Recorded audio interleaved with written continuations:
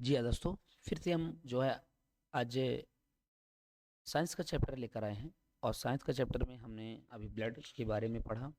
Blood में के बाद हमने उससे ब्लड के सर्कुलेशन सिस्टम में उपयुक्त होने वाले आर्गन के बारे में हमने पढ़ा। उसी में से हार्ट के बारे में हमने पढ़ा।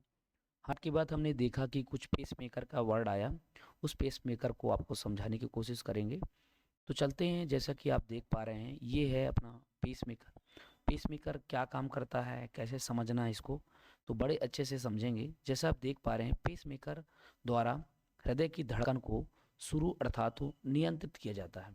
ठीक है, देखिए पेस मेकर की जरूरत क्यों पड़ती है। तो पेस मेकर की सहायता से हम क्या करते हैं, हृदय के भीतरी आवेग प्रसारण विद्युतीय तरंगों हृदय की क्रिया विधि शुरू हो पाती है इसी से ही। पेसमेकर दो प्रकार के होते हैं, अभी आप जानिए। एक होता है आपका प्राकृतिक पेसमेकर। ठीक है, एक क्या होता है बेटा, जल्दी बताइए। प्राकृतिक पेसमेकर होता है। और एक क्या होता है आपका, थोड़ा सा समझने की बात है। हाँ, इसमें एक प्राकृतिक पेसमेकर होता है और एक होता है, अपन बात करें तो इम्पल्स को बढ़ावा देने के लिए प्राकृतिक पेसमेकर के अलावा अगर हम थोड़ा सा ध्यान दें तो उसमें आप पाएंगे कि प्राकृतिक पेसमेकर जो है क्या काम करता है। और इसके बाद फिर हमने ये भी ध्यान रखेंगे कि प्राकृतिक पेसमेकर से उपयुक्त होने वाली जो भी चीज़ें हैं उसको समझेंगे।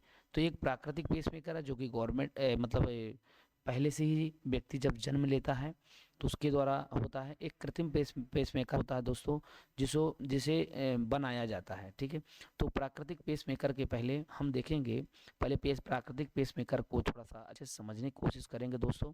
समझने की कोशिश अभी हम करेंगे। ठीक है, तो सबसे पहले हम देख रहे हैं इस पेसमेकर में समझने की कि प्राकृतिक पेसमेकर में ऐसे नोड या दाएं अलिंद में स्थित होता है।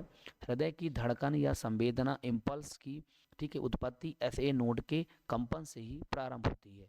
इसलिए जो है ऐसे नोड को प्राकृतिक पेसमेकर की संज्ञा दी गई है। ठीक है, और संपूर्ण हृदय में फैल या विद्युतीय संवेदना का आवेग या तरंग ऐसे नोड से प्रारंभ होकर के एवी नोड से होती हुई है ना जाती है और हृदय अपनी कार्यविधि के लिए तैयार हो जाता है। ठीक है, तो अब हमने जो अभी पढ़ा ये अपन देखें कि प्राकृतिक पेसमेकर है। ठीक है, समझ में आ गया। चलते हैं आगे की।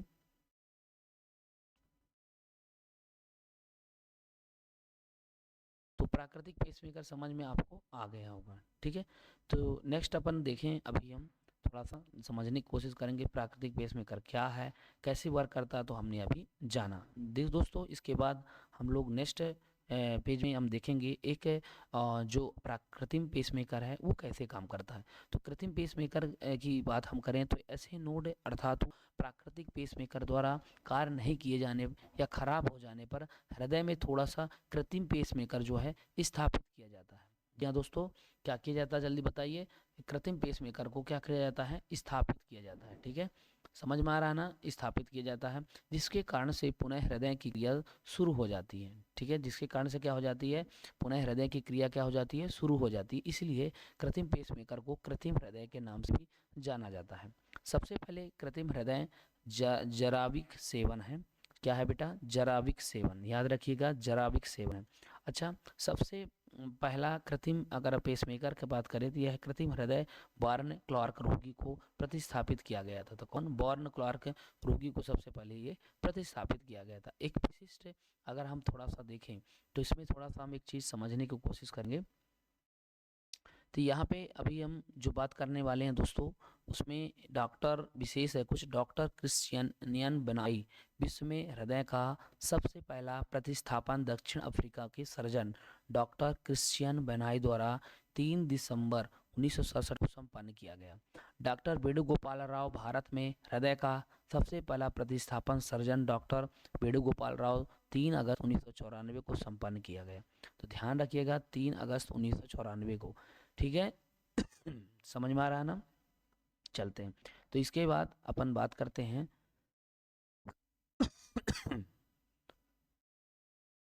आरबीसी रक्त में ही ईसीजी के बाद इलेक्ट्रोकार्डियोग्राफ। जी हाँ दोस्तों, थोड़ा सा ईसीजी के बारे में आज हम चर्चा करेंगे। ईसीजी कैसे काम करता है।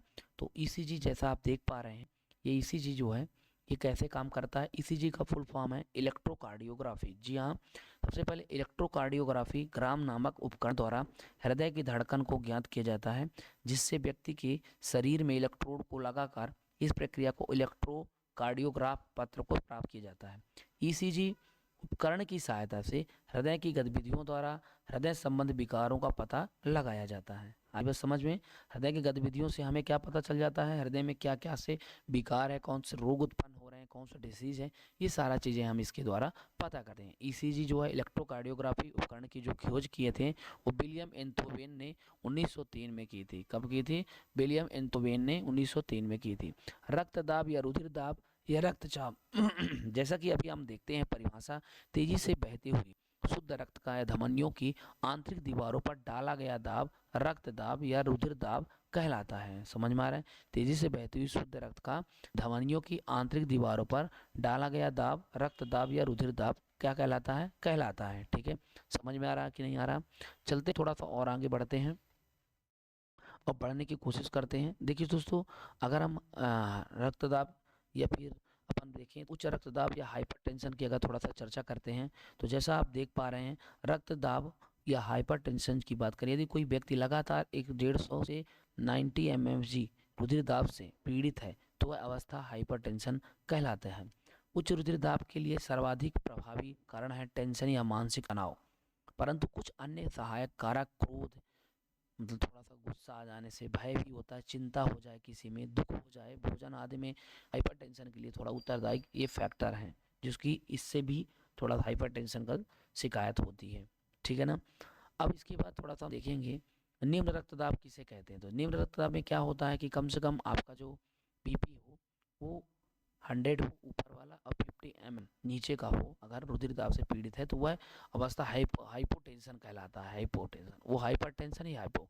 इसका प्रभाव क्या होता है भैया? इस अवस्था में धमनियां फैल जाती है और रक्त का बहाव धीमा हो जाता है। ठीक है, यही कारण है कि रक्त का दाब ऐसी धमनियों में कम हो जाती है, जिसके कारण संबंधी व्यक्तियों को अंगों तक शुद्ध रक्त पहुंचाने में थोड़ा सा समय लगता है।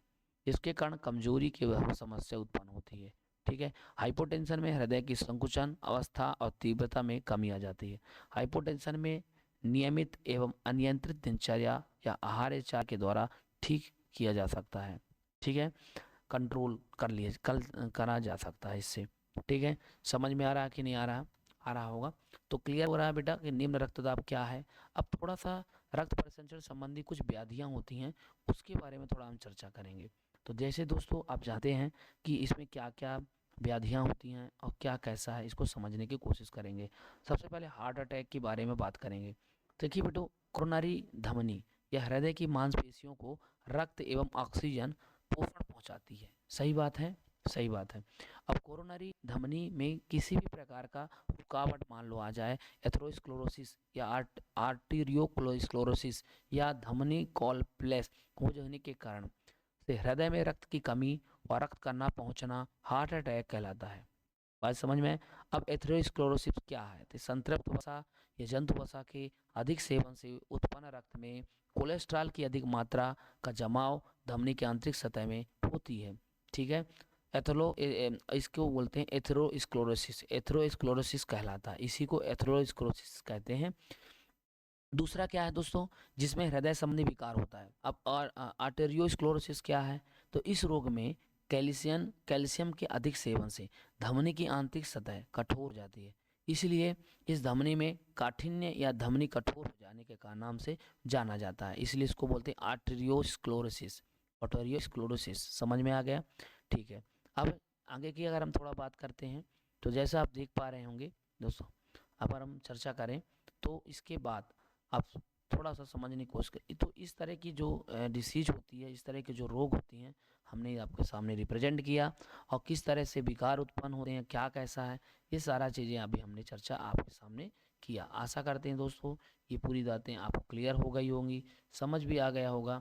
अब हम चर्चा जब भी आपको करने वाले हैं दोस्तों, अगर मैं आपको बता दूं एक थोड़ा नई सूचना आपके लिए ये है कि आप जो है प्ले लिस्ट में जा कर के यस स्मार्ट पॉइंट ऐप को डाउनलोड ज़रूर कर लें।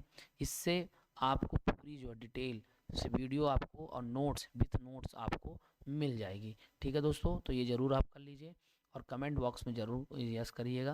अगर आपको वीडियो अच्छा लगे तो उसे लाइक करिए, शेयर करिए। तब तक के लिए धन्यवाद।